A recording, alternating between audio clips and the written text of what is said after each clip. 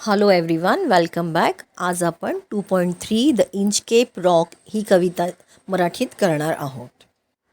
The Inchcape Rock या कवितेचे कवी रॉबर्ट साउथी यांचा जन्म ब्रिस्टल, इंग्लंड येथे झाला. तो वेस्टमिनिस्टर स्कूल आणि बेलिओल कॉलेज, ऑक्सफर्डमध्ये शिकलेल्या ड्रॅपर म्हणजेच कपडे विक्रेत्याचा मुलगा होता. ते इंग्लंड गव्हर्नमेंटचे कवी पुरस्कार विजेते होते. काही त्यांच्या छोट्या कविता the scholar, the battle of Blenheim, Bishop Hatto, the Inchcape Rock या शाळेतील मुलांमध्ये खूप लोकप्रिय कविता होत्या. द इंचकेप रॉक एक पोवाडा आहे. 14व्या शतकातील गोष्ट, जेव्हा ॲब्रब्रोथॉक मठाधिपतीने इंचकेप सुमारे 11 मैल 18 किमी दूर एका कुख्यात वाळूचा खडक, ॲगस स्कॉटलंडचा पूर्व किनारा, दंडी आणि फिफेजवळ व्यापलेला बेल रॉक द्वीपगृहला चेतावणी बेल बसवण्याचा प्रयत्न केला. साउदी एका समुद्री लुटारू च्या पौराणिक कथेने प्रेरित झाला होता, ज्याने ॲब्रब्रोथॉकच्या मठाधिपतीने ठेवलेली इंचकेप रॉकवरची घंटा काढून टाकली. कविता आपल्याला एक संदेश देते की चुकीची कामे करणाऱ्यांना योग्य ती शिक्षा मिळतेच. ही कविता एका पोवाड्याच्या स्वरूपात लिहिली गेली आहे.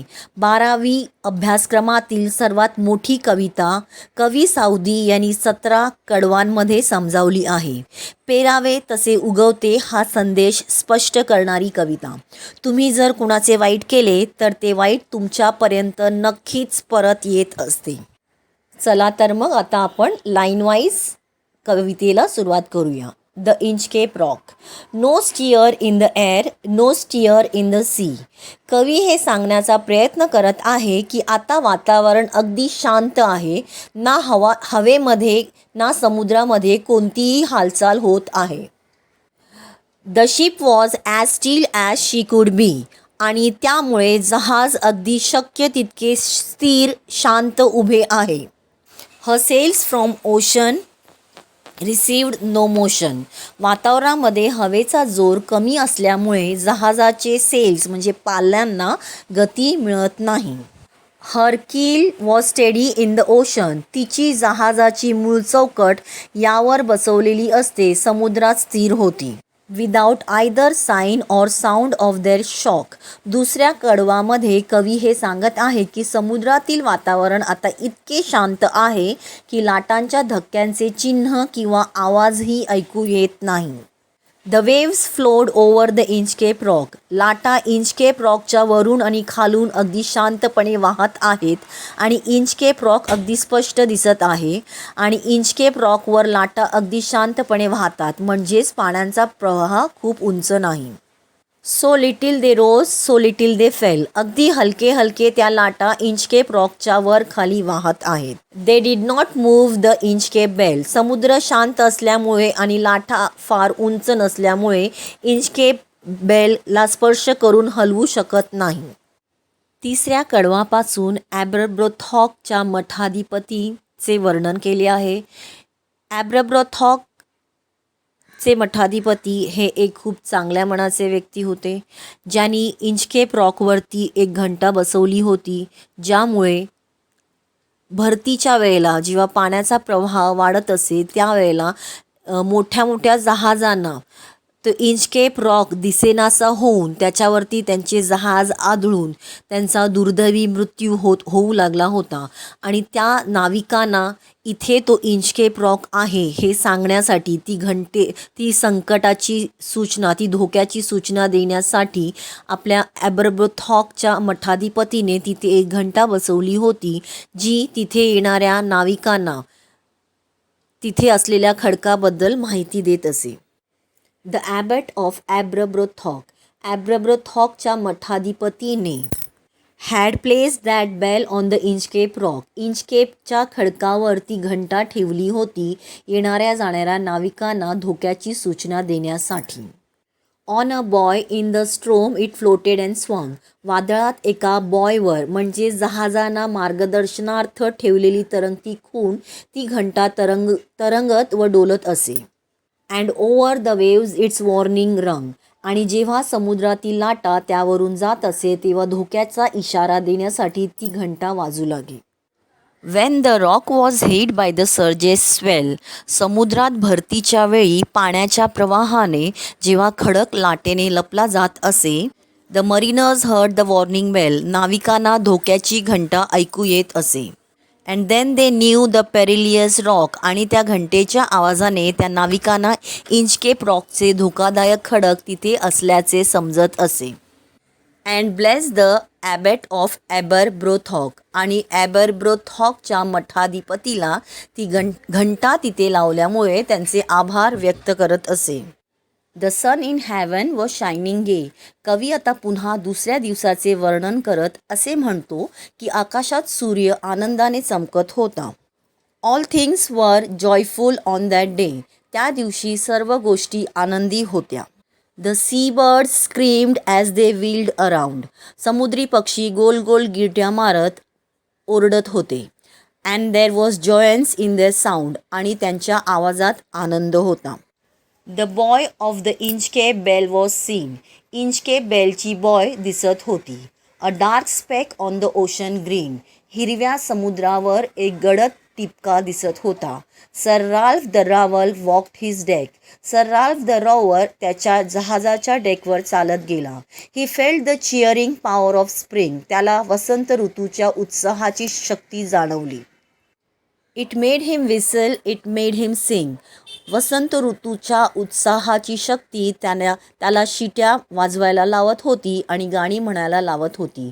His heart was mirthful to excess. त्याचे हृदय अतिप्रसन्न होते. But the rover's mirth was wickedness. पण रोव्हरचा आनंद दुष्टपणाचा होता. His eye was on the Inchcape float. त्याची नजर इंचकेप फ्लोटवर टांगलेल्या घंटेवर होती. Quoth he, my man put out the boat. तो म्हणाला, माझ्या माणसांनो बोट बाहेर काढा. And row me to the Inchcape rock. आणि मला इंचकेप रॉककडे वल्हवत घेऊन जा. And I will plague the abbot of Aberbrothok. आणि मी ॲबरब्रोथॉकच्या मठाधिपतीला त्रास देण्यासाठी त्याने लावलेली ती घंटा काढून टाकणार आहे. The boat is lowered, the boatman row. नाविक बोट पाण्यात खाली उतरवून ती वल्हवत सर रॉल्फला घेऊन निघतात. And to the Inchcape Rock they go. आणि ते इंचकेप रॉककडे त्या घंटेच्या दिशेने जातात. Sir Ralph bent over from the boat. Sir Ralph बोटीवरून वाकतो.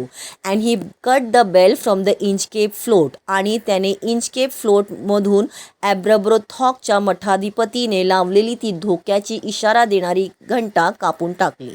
Down sung the bell with a gurgling sound. गुरगुरणाऱ्या आवाजाने ती घंटा पाण्याच्या आत बुडू लागली. The bubbles rose and burst around. घंटा आत बुडत असताना पाण्याचे बुडबुडे म्हणजेच फुगे उठले आणि आजूबाजूला फुटले. Quoth sir Ralph, the next who comes to the rock. सर राल्फ म्हणाला, पुढील जो या खडकाजवळ येईल तो परत कधीच won't bless the abbot of Aberbrothok. ॲबरब्रोथॉकच्या मठाधिपतीला आशीर्वाद देणार नाही, त्याचे आभार मानणार नाही किंवा त्याच्या कौतुकाचे गोडवे गाणार नाही.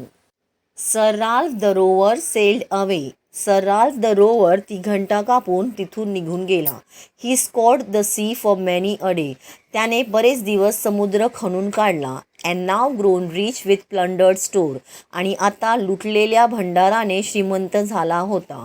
ही steers his course for Scotland's shore. आणि तो लुटलेला खजिना घेऊन पुन्हा त्या स्कॉटलँडच्या किनाऱ्यावरून जिथे ते इंचकेप रॉक होते त्या मार्गाने निघाला.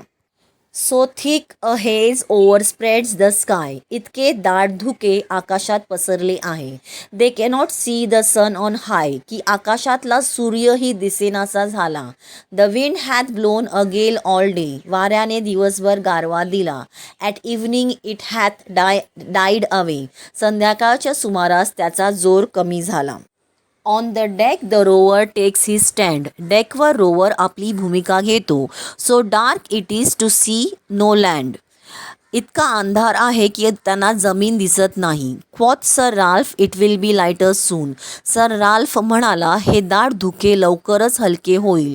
For there is the dawn of rising moon, कारण उगवत्या चंद्राची पहाट लवकरच होणार आहे. Canst hear said one the breakers roar. सर राल्फचा एक साथी त्याला सांगतो की गरजणाऱ्या लाटांऐवजी दुसरे काहीच ऐकू येत नाही. For methinks we should be near the shore. मला असे वाटते की आपण किनाऱ्याजवळ असले पाहिजे. Now where we are I cannot tell. आता आपण कुठे आहोत हे सांगता येत नाही. But I wish I could hear the Inchcape bell. पण जर इंचकेप बेल ऐकू आली असती तर कोणत्या दिशेने जायचे ते कळले असते. They hear no sound, the swell is strong. मजबूत लाटांच्या आवाजाखेरीज त्यांना दुसरा कसलाच आवाज ऐकू येत नाही. Though the wind hath fallen they drift along. वारा सोसाट्याने वाहत असल्यामुळे ते त्यात सोबत वाहून जात आहेत. Till the vessel strikes with a shivering shock. जोपर्यंत जहाज थरथरत्या धक्क्याने कशावर तरी जोरात धडकत नाही. Oh Christ, it is the Inchcape Rock. हे ख्रिस्ता, तो इंचकेप रॉक आहे आपण ज्याला धडकलो आहोत. Sir Ralph the rover tore his hair. Sir Ralph the rover रागाने आपले केस ओढू लागतो की हे मी काय करून बसलो. ही cursed himself in his despair. तो हताश झाला आहे की वाचण्याचे सगळे मार्ग आता संपले आहेत. The waves rush in every side. सगळीकडे लाटा उसळतात आणि सगळ्या बाजूने पाणी जहाजाच्या आत शिरत आहे. The ship is sinking beneath the tide. भरतीच्या पाण्याखाली जहाज आता बुडत आहे. But even in his dying fear. पण त्या मरणाच्या भीतीतही one dreadful sound could the rover hear. रोवरला एक भयानक आवाज ऐकू येत होता. A sound as if with the Inchcape bell. Inchcape बेलसारखा आवाज सतत त्याच्या डोक्यामध्ये वाजत होता. The devil below was ringing his knell. खाली असलेला शैतान मृत्यूसूचक घंटानाद वाजवत होता, त्याला हे सांगण्यासाठी की तू जसे बऱ्याच लोकांना तुझ्या दुष्टपणामुळे मरणाच्या दारात पाठवलेस, तसेच आता तुझे मरण तुला बोलावत आहे. अशा प्रकारे या कवितेमध्ये कवी साऊदी यांनी टीट फॉर टॅट, जशास तसे हा जो नियम आहे तो स्पष्ट केला आहे. आणि आता आपली ही कविता इंचकेप रॉक इथे संपली आहे. तुम्हाला आवडली असेल तर आपल्या फ्रेंड्ससोबत नक्की शेअर करा. थँक्यू.